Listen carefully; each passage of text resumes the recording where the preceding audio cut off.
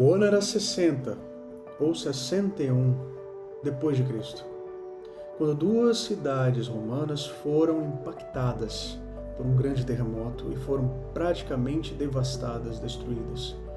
Eu estou falando de Colossos e Laodiceia.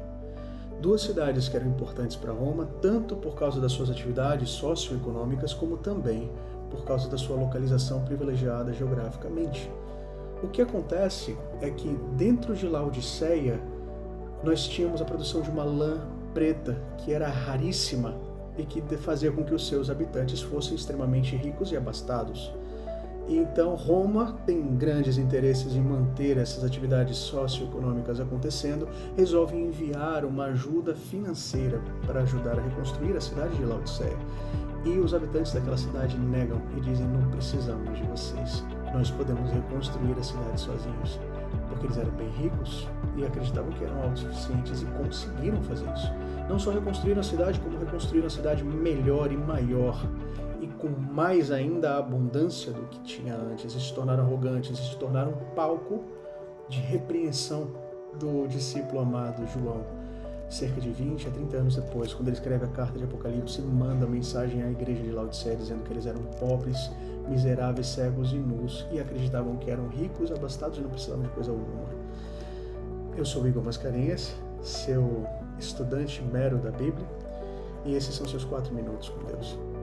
A razão de eu ter contado essa história para vocês agora no início é porque o orgulho é o pecado que mais nos afasta de Cristo. O orgulho não permite que Cristo trabalhe no nosso coração e que nós possamos nos tornar novas criaturas segundo a vontade dele. É isso que nós vimos na história do fariseu que orava em pé e que, por performance, ele poderia ser um dos melhores membros da nossa igreja, jejuava, orava, fazia jobs, era um homem que não adulterava, não padecia, estava na nata da sociedade. Mas por causa do seu orgulho, por ele se achar superior aos outros, inclusive ao publicano que batia no próprio peito, dizia: eu não sou merecedor, Senhor, da sua graça, tem compaixão de mim porque eu sou pecador. Ele não era justificado por Deus.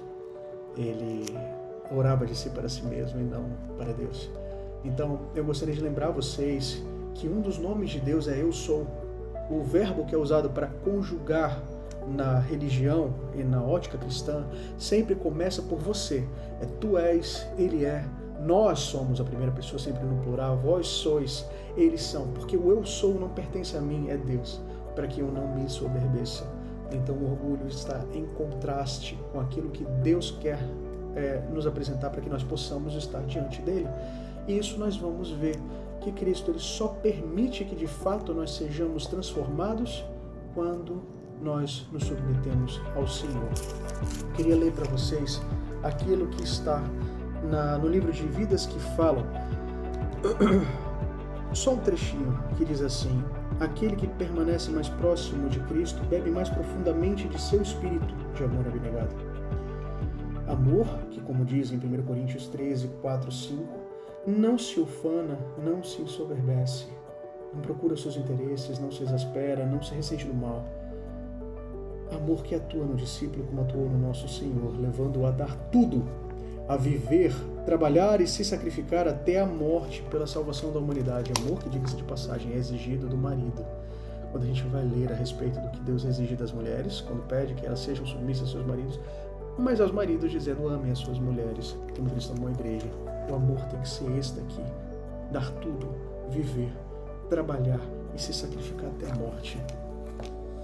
Então, meus queridos, se vocês não conseguem fazer isso, porque é muito difícil abrir mão do próprio orgulho, abrir mão do próprio ego, é muito difícil se submeter, é muito difícil não entrar na discussão que os discípulos entraram para dizer assim: eu sou o maior, eu quero ser o maior. Qual dos discípulos é o maior? Se você quer fazer uma oração para que Deus possa arrancar isso do seu coração, curva sua fronte e ore comigo. Querido Santo e Eterno Deus, toma o nosso coração, pois não conseguimos entregá-lo. Ele é tua propriedade. Conserva-o puro, pois não podemos conservá-lo para ti. Salva-nos, apesar de nós mesmos. Nós somos fracos e não somos parecidos com Cristo, então nos molda e nos forma e nos eleva a uma atmosfera pura e santa, onde a rica corrente do teu amor possa fluir por nossas almas. Isso vem de Ti, não vem de nós. Seja feita a Tua vontade em nossas vidas. Nos ajuda a entender na prática o que significa sermos humildes em nome de Jesus. Amém. Que Deus os abençoe.